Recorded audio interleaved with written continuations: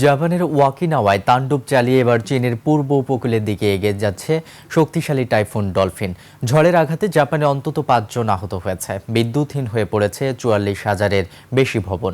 বাতাসের সর্বোচ্চ গতি উঠেছে ঘন্টায় 162 কিলোমিটার। তীব্র বাতাসে গাছ উপড়ে পড়ার পাশাপাশি একটি গাড়ি উল্টে যাওয়ার ঘটনাও ঘটেছে।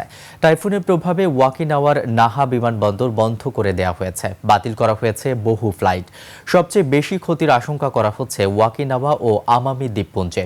এদিকে রোববার গভীর রাত থেকে সোমবার ভোরের মধ্যে চীনের পূর্ব উপকূলে আঘাত হানতে পারে ডলফিন। এরই মধ্যে ঝেজিয়াংয়ে সর্বোচ্চ সতর্কতা জারি করে বন্দর ও ফেরি চলাচল বন্ধ করা হয়েছে। নিংবো বিমানবন্দরে ফ্লাইট স্থগিতের ঘোষণাও এসেছে। ভারী বৃষ্টি ও ঝোড়ো হাওয়ার পাশাপাশি কিছু এলাকায় 600 মিলিমিটারের বেশি বৃষ্টির আশঙ্কা রয়েছে। বন্যা ও ভূমিধস মোকাবেলায় প্রস্তুতি জোরদার করেছে চীনা কর্তৃপক্ষ।